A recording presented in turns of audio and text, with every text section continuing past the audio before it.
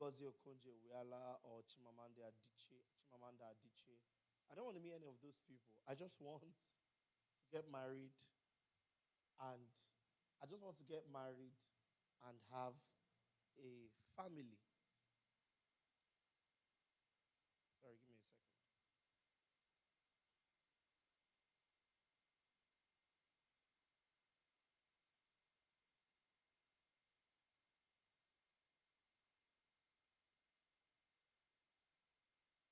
I just want to get married and have a family.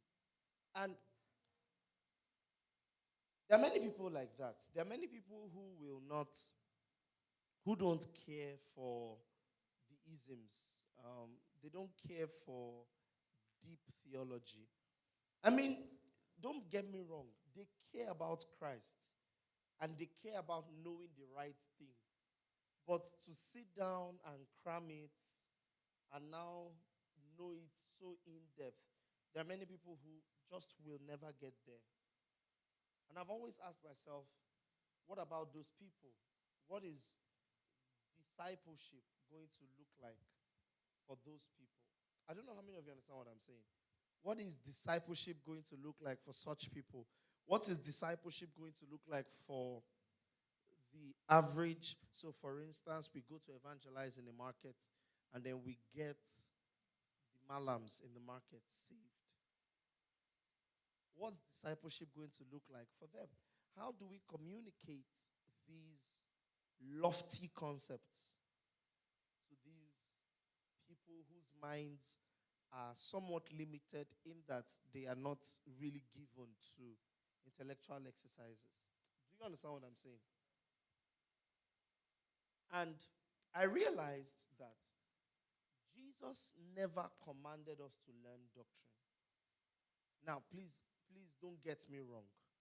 I'm not saying that we shouldn't learn doctrine.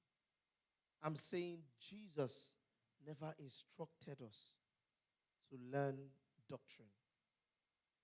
Jesus never instructed us to learn systematic theology, to go and become theologians. Jesus never actually instructed on any of. In fact, do you know what is interesting? Can I stand? Do you know what I find interesting? What I find interesting is that if Jesus was exposed to the systems of thought in our day, it would be too intellectual for him. Because, and I'm not saying that he wouldn't have the mental capacity to carry it. I'm saying it would just not be his style. Because if you think about it, how did Jesus teach? With simplicity. Are you with me? Jesus taught with simplicity. Jesus explained things to people in such a simple way. It is us, men, after the fact, that now carry all those teachings that were simple and complicate them by giving them special names, by giving them. I don't know if you understand what I'm saying. What's the point of this conversation I'm having with you? It is fast becoming an epidemic in Christocentric circles where we try to go for right doctrine and teach right doctrine. It is fast becoming an epidemic to be so all about the knowledge that we miss the lifestyle. That we miss the lifestyle. And what discipleship is really is lifestyle, not knowledge. Do you understand what I'm saying? Paul will say, be imitators of me as I imitate Christ. You may not know what I know, but do what I'm doing. And in doing what I'm doing, you will do what Christ is doing.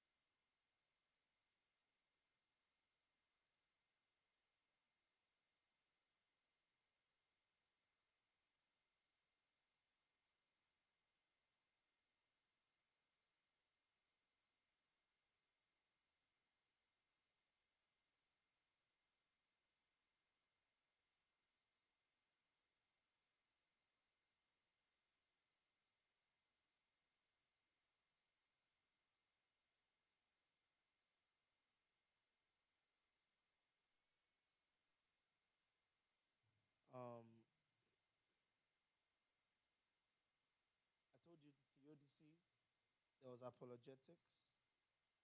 So there were two more. What are they? Please check.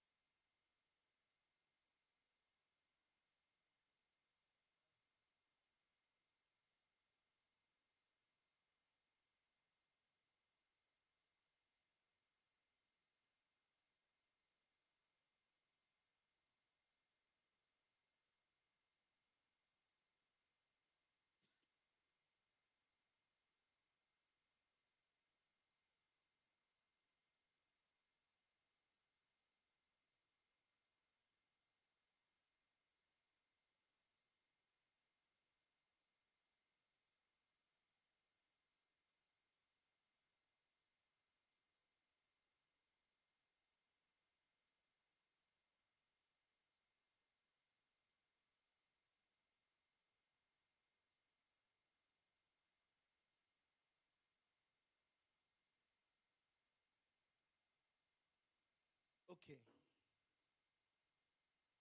So last week, not last week, the last time, are we live? Okay, good. I was waiting for us to get live so I can start teaching. The last time we had a conversation on apologetics, we were trying to, we started by talking about how there are two primary ways to present a sound defense for the Christian faith. We talked about how there are biblical proofs. Do you remember that?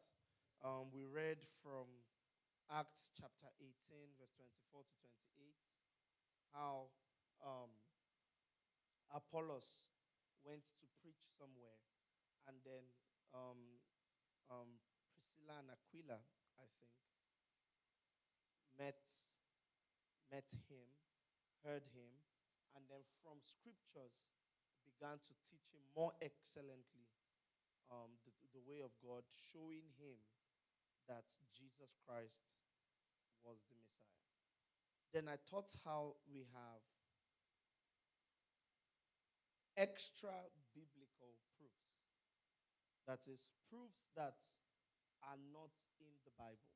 And we talked about the method on how many times when we reach people who do not have or do not share the same worldview that we share, and so therefore do not hold the Bible in high esteem, then we must begin our apologetic efforts extra biblically and end up biblically.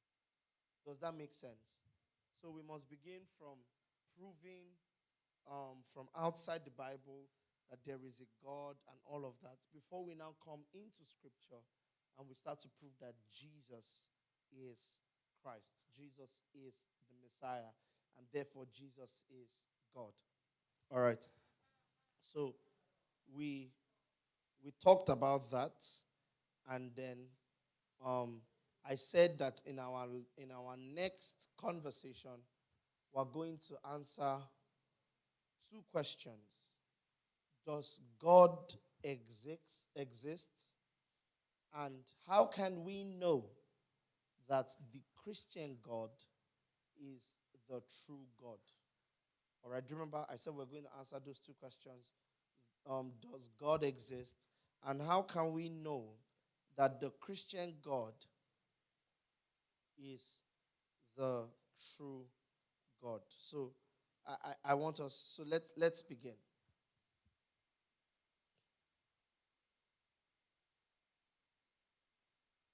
We want to answer the question, does God exist?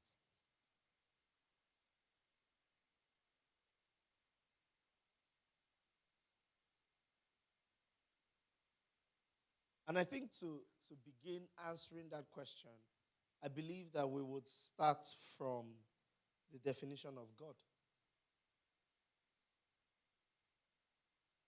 The definition of God. What does it mean for God to be God?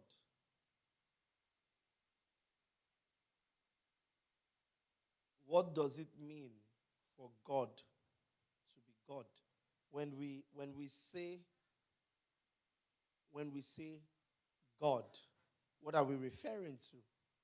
In the normal Oxford Dictionary, the word God refers to the creator of the universe and the source of all moral authority, that is, the supreme being. The creator of the universe and the source of all moral authority, that is, the supreme being. Now, if he is the creator, or if God, whether it's a he or a she or an it, if God is the creator of all the universe, then God must transcend everything, every quantity that exists in the universe. Does that make sense?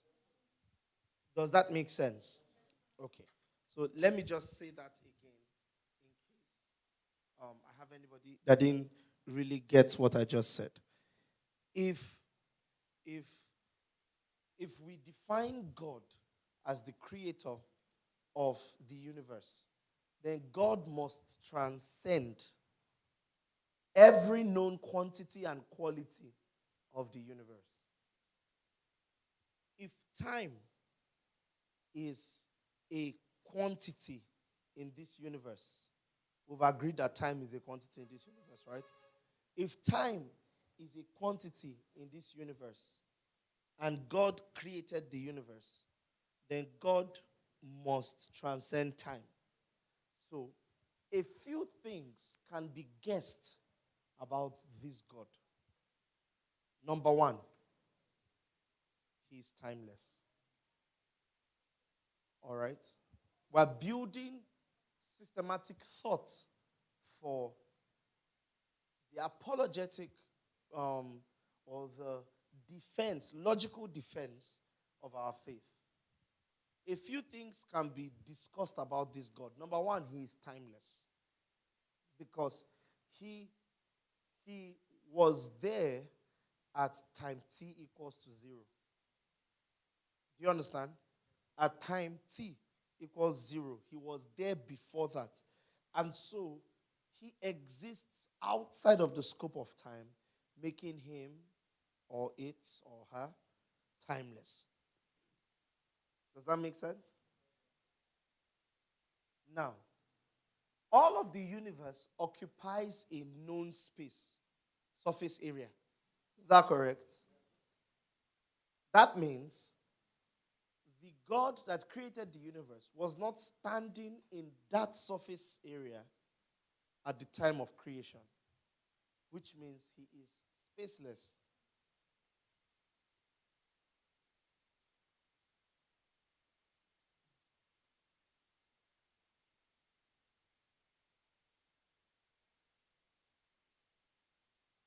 Which means he is spaceless. Does that make sense?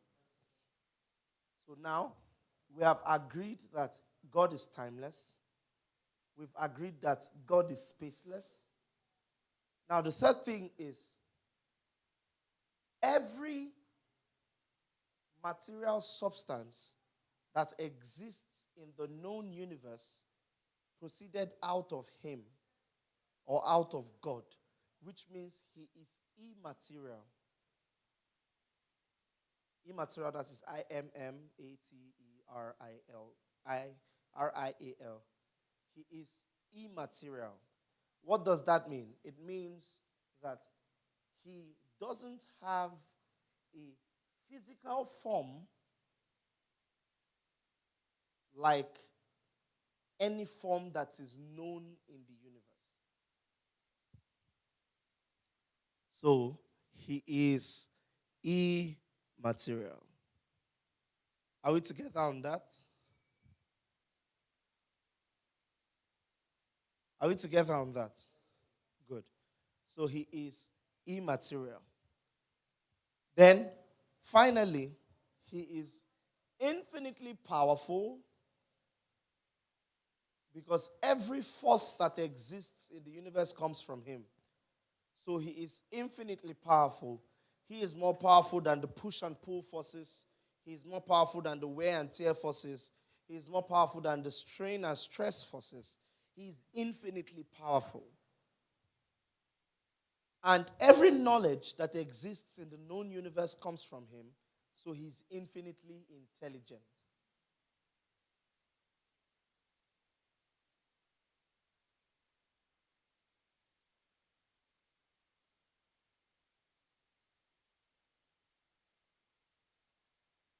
So he's infinitely intelligent. Now, this is the definition of God: a timeless, spaceless, immaterial, infinitely, or a timeless, spaceless, immaterial being who is infinitely powerful and infinitely intelligent. This is God. Now, some people like to add morally excellent to this definition, and I think that is shaky because right now we're taking a position of we don't know anything about God. Do you understand what I'm saying? We don't know anything about God. But we know that if this universe exists and we are assuming that someone put it here, within this universe exists time. That means that person must be outside of time. Within this universe exists in a particular space. That means that person must be outside of space. Within this universe exists physical substances. That means that person must be outside of those physical substances, making him immaterial. He must be infinitely powerful because it's from his power that we have the powers that exist in this universe. And he must be infinitely intelligent because every knowledge and every science that exists in the universe came from his mind. Make sense?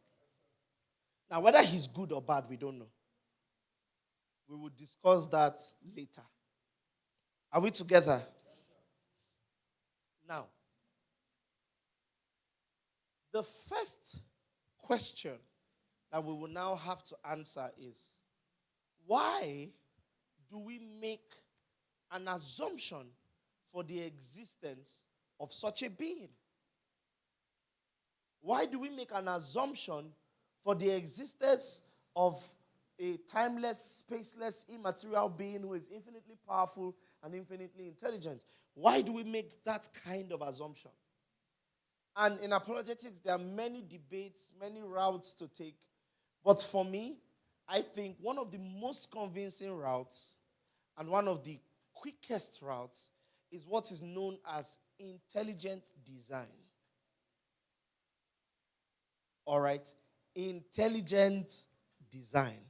So, one way we can prove the existence of God. Now, we haven't entered whether this God that exists is the Christian God. But one way we can prove the existence of God is through something called what? Intelligent design. And the principle of intelligent design is very simple. It states that anything that is intelligently designed needs an intelligent designer. Simple. Anything that is intelligently designed needs an intelligent designer. Does anyone have a hard copy Bible? Please, may I have it? For instance,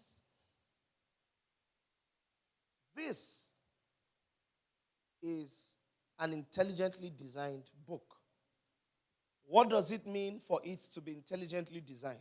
It means that when you look at it, are you with me?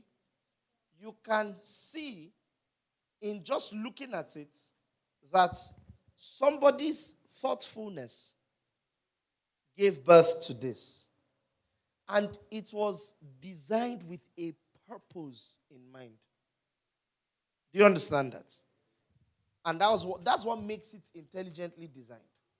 Now, the truth is that there can be another book somewhere where, how many of you know what lorem ipsum is? Lorem ipsum.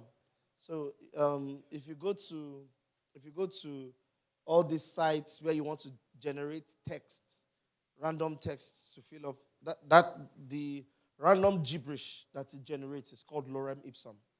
Right? So now somebody can carry a book with 1,000 pages and fill it with lorem ipsum. That is text, but nonsense. No coherence, no system of thought. It's just blah, blah, blah, blah, blah, blah, blah, blah, blah. Nonsense. Or you sit down at a computer and every morning you wake up, you open the computer, you open the same Microsoft Word document and then just start typing the keyboard randomly. You know when you just randomly for those of us that are designers, you must have named the design like that before. You just save it. Just because you want to move on. Just randomly, every morning, and you are filling up 200 pages with just randomly typed nonsense on the document. Now, if that is printed, it is not intelligently designed. Because when you read through it, there is no thought or purpose that is being communicated. Are you with me? Are you with me? But if, for instance, you come across a document, and in the document, you have dots and dashes.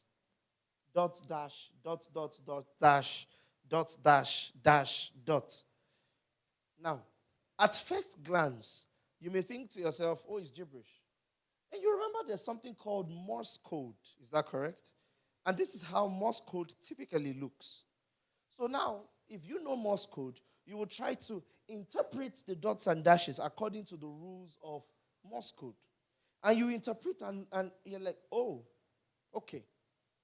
This is actually a statement. There is intelligent design behind it. Now, whenever we happen upon intelligent design, we don't assume that the intelligent design just happened to appear. Does that make sense? If you wake up one day, it's Harmattan season now, you have a car, and what Harmattan does to cars is you wash your car in the night, you go to bed. By the time you wake up in the morning, it's very dusty like you didn't wash it the night before. And if you grew up a kid like me, when you're passing by a dusty vehicle, you do light graffiti, just, please wash me. Then you draw a cat, or you draw your face with tears, please wash me, on the windscreen of the car. So now you wake up in the morning and you go downstairs and you see that someone has written, please wash me, with the graffiti and the cat and the tears at the back of the car. Do you automatically assume that, oh, this Harmattan wind, that there was dust, then as the Harmattan wind was blowing, it now blew in that fashion to write PLS, wash me. Then it now blew again. It now blew in a fashion that the face was formed, and then eyes were formed, and then a smiley face with tears. Is that what you would assume? Listen, if there were a bunch of children living in your compound, and you called all of them, and you said, who wrote this on my vehicle? And they proceed to tell you this fantastic story of how they just woke up in the morning, and then there was a Harmattan wind blowing, and then it was just written on the back of the car. Right? You may not have been upset before. But when they are done with that foolish story, you will now feel upset because are you Do I look like a child to you? Because we automatically assume that every intelligent design was made by an intelligent designer. Are you with me? So I took this Bible for a reason. So now I happen upon this Bible and then I read through it. And then she walks in and she sees me reading the Bible and she's like, "Do you understand it?" I'm like, "Where? Yeah, where did you get it?" And she's like, the most amazing thing happened. So there was a printing press somewhere in Shomolu, and then we went to bed and we heard this very loud noise. And then we woke up the next morning and we entered the printing press, and everywhere was scattered. But floating in the middle of the printing press was this book. Nobody typed it out. Nobody wrote this out. It was just floating right there. So intelligently designed, neatly bound together, its story going from one part to another. Now, as a Christian who is charismatic, you may be tempted to think, a miracle has happened. But as a person who went to school and understands the rules of logic, you will say you are lying. Or somebody is putting on a wristwatch, thank you. And then you're like, "Your wristwatch is very nice." It's like, let me tell you about my watch. So I was sleeping one day, and then all of a sudden, I just heard a commotion in my wardrobe. And I opened the wardrobe, and I saw that the leather from my belt, and then some metal parts from my buttons and, things in my wardrobe came together, and I opened it, and I just saw this thing. So I wore it on my hand, and I realized that it was telling the time exactly accurately, the way it is told outside. Now, if you are like me, you would say, "Wow, that's so cool." And then you will promise yourself that I will never believe anything this person says in his life again, because this person is a liar. Point is, every intelligent design requires an intelligent designer. So, do we think that the world we live in is intelligently designed? Can we look through nature and see purpose in the design of things? The fact that we breathe in oxygen and exhale what? Only one person answered. Exhale what? And exhale carbon dioxide. But plants that we find around us breathe in what? And exhale what? That's called intelligent design. We live in a symbiosis. What I exhale is what you inhale. What you inhale is what I exhale. Sorry, what you exhale, rather, is what I inhale. And so we need each other. We've been designed to coexist. If all the plants were taken away from the world, it won't take long before humans follow. Are you with me? It won't take long before humans follow. So, if the world is so intelligently designed, then it only makes sense for us to argue for the existence of an intelligent designer.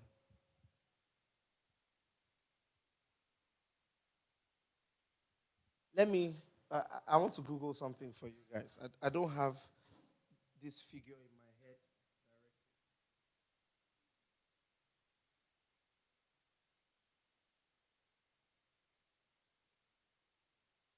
All right. Yeah, that's correct. So, for instance, how many kilometers make a mile? Does anybody know? Can you Google it at least?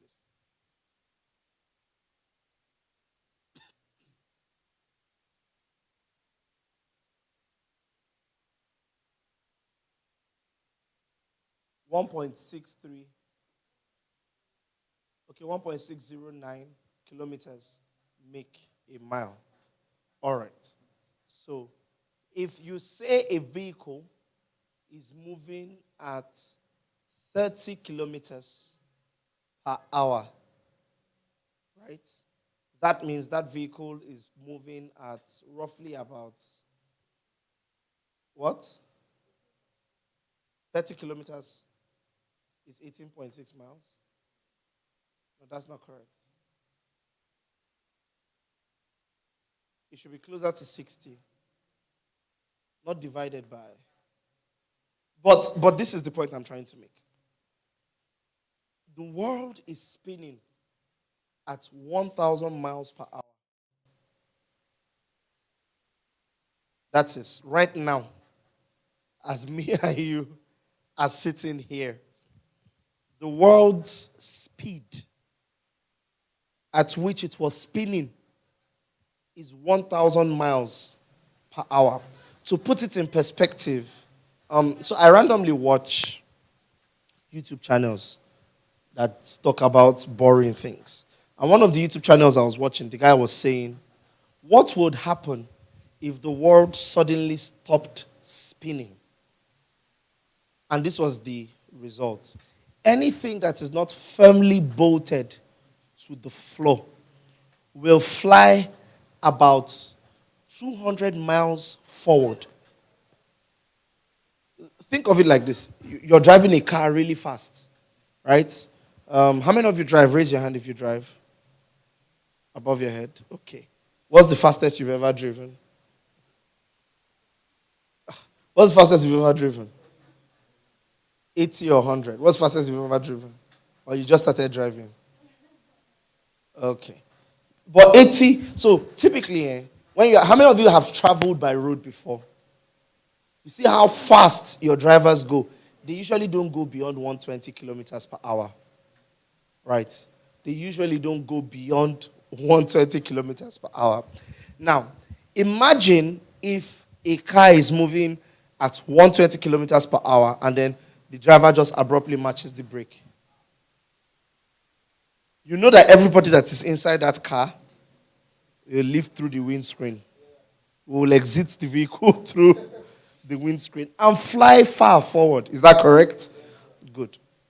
Now, the world is moving at roughly between 600 and 700 kilometers per hour. That is every time that we are in the world. That's the speed that the world is turning at. If someone with super strength, maybe God, just put his hand and stopped the world from turning for like a second, and then the world came to an abrupt stop, you would fly from where you are, you would fly forward at such a high speed. First of all, I think it's relative velocity. So you will fly at the speed that the world was moving. So you would fly forward at 1,000 miles per hour, about 600 kilometers per hour. If you don't know what that means, it means that you will fly forward at such a speed that if you hit a brick wall, you will break it. You are like a bullet that was launched. You will fly forward that fast, about 200 miles forward. 200 miles forward would be like from here to Maryland. Or even further. That's how fast the world is turning. And we are just sitting down.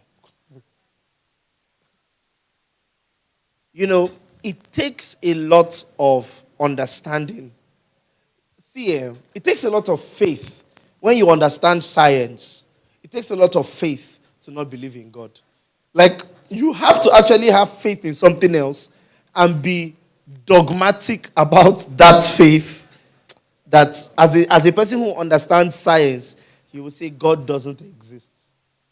Let me give you another illustration. The world, the earth, is our position in the solar system is something known as the Goldilocks zone. What does that mean? It means there are 9 planets, right? There are 2 before the earth, is that correct? Which 2? No, Mercury and Venus. Mercury and Venus. So it's Mercury, Venus, Earth, Mars, Jupiter, Saturn, and then Uranus, Neptune, and Pluto. Good. So, the Earth is just after Venus.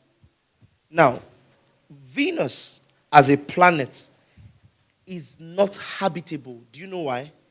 Because it is so close to the sun that every breathable gas has evaporated, and all that is left on the planet is poisonous gas. What am I saying? If you fly a rocket ship into Venus, the gases in the atmosphere would corrode the metal of the rocket ship in less than a day. Let alone a human being stepping, you will die this fast. It can't carry life. Are you with me? Mars, that is the next planet after Earth from the sun. Venus is the planet before Earth from the sun, is that correct? Mars is the next planet after Earth from the sun. Mars has some livable qualities, but because of its distance from the sun, it is not practical to live on Mars. Why? Because when it is cold, it is extremely cold. We're talking about freezing temperatures. And when it is hot, it is extremely hot. Because of how far away it is from the sun, any part of it that is receiving the sunlight is receiving it so much. So, at every point in time, Mars is consistently divided into two: extreme heat and extreme cold. In the places that have extreme heat, water will evaporate. That is, their oceans boil and evaporate. And in the places that have extreme cold, the oceans freeze over. But Earth is in the right position where it is not too far from the sun that the oceans freeze over, and it is not too close to the sun that the oceans evaporate. It is just in the right position. And if you moved Earth, I can't remember this perfectly, but I think if you moved Earth a mile to either side, it will be too close or too far. Now, a mile might seem like it's a lot until you realize that you are talking about in space. That is, compared to how vast space is, a mile is literally moving the earth from here to here. Or like that. Literally, that's what it feels like. Talk about intelligent design. All right. Why am I taking my time to say all of this? Because we're learning apologetics. And we have to first answer the question of, why do we think that there has to be a God? Because when you look at everything that has been so perfectly designed, you have to come to one conclusion. There was a designer. Someone who put all of this in place to look this good. A Christian apologist that I listen to discusses it in this way. He always says that when an atheist says, how can you have faith in God? He always asks, which is easier to believe? That this rock that is flying through space at 1,000 miles per hour, kept by the gravitational pull of both the sun and the moon, and can contain life, which is easier to believe? That it was put here by somebody, or it just happened to be there? Which is easier? Like, it is easier to be a Christian than it is to be an atheist. That to believe that all of this exists for no reason. Let's not even begin to talk about the human mind and the human being himself and how we are made up. What we are made up of. There is intelligent design in all of the universe, the known universe that we can see. And that intelligent design points to the existence of an intelligent designer. And whilst science may uncover various aspects of the design, I think it was Dr. Ravi Zacharias that I heard say that science will answer how the earth works. Science will answer what the earth is. But science will answer all the hows and the whats. But the one question that science cannot answer is the why. Is the why. Are you with me? It only takes the designer to answer the why. And this is why we may have all the answers as to what hormones trigger happiness, what hormones trigger sadness, what hormones trigger this, and how to stimulate those hormones. Are you with me? But in the end, at the end of all the conversations, when it boils down to what it is, every human being will face an existential crisis. And that existential crisis will be centered around, why am I here? What is the meaning of my life? Because meaning for any intelligent design is found only in its designer. If someone makes a chair and we've never seen a chair before, there's never been a concept like sitting down before, and someone thinks up the concept and makes a chair, and you've never seen it before, you will look at it and you will be able to describe, oh, it is made of wood. It has 4 legs. It has some sort of elevated part to it. Right? But what is it for? You won't be able to answer that question. Why? Because you're not the one that made it. When the one who created it comes and says, oh, I made this for us to rest. Now, because the concept has never been seen before, people won't understand what he's saying. Then he goes ahead to show what he means. And then people try it and they're like, oh, that's nice. That is what a chair is for. We may analyze, science may analyze all the laws, the gravitational constants, may analyze laws of friction, laws of buoyancy, and all the physics laws, all the chemistry principles, all the biology principles. Science may be able to analyze all of those. But in the end, all the analysis will only lead us to what and how, but never why. So, number one proof for the existence of God is that this world was intelligently designed. You and I were intelligently designed. Are you with me? And because we were intelligently designed, there must be an intelligent designer.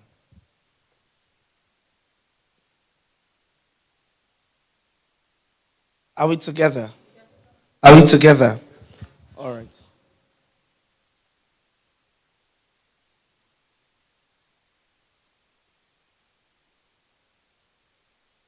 It was Steve Hawking. You know Stephen Hawking? It was Steve Hawking that said that the actual point of creation lies outside the scope of presently known laws of physics. Because how many of you did physics in secondary school? Raise your hand if you did. When you started physics, SS1, the first class, they made you draw a table of constants and the units of measure of those constants. There was light, there was distance, there was time, there was speed, and all of those constants that they listed. Is that correct? Good. Now, all of those constants, if you are going to trace using the laws of physics, every law of physics operates inside one of those constants. Time, light, distance, intensity, all of those things. Good.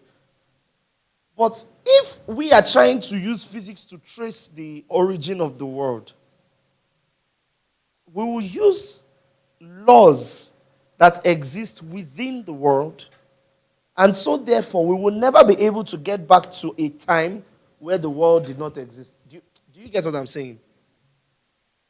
Do you get what I'm saying?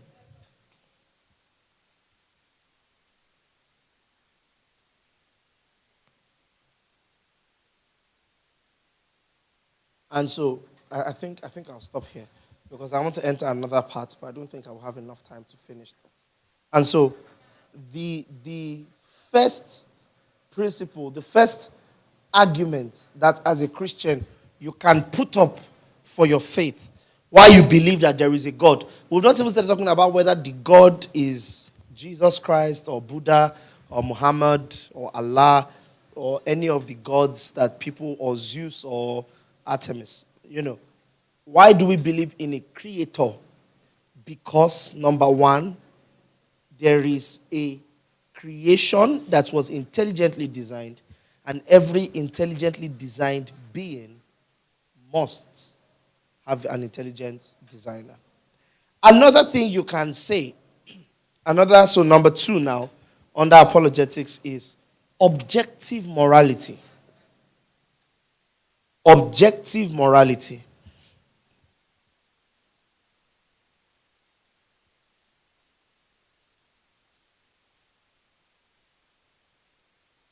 Are you with me? Objective morality.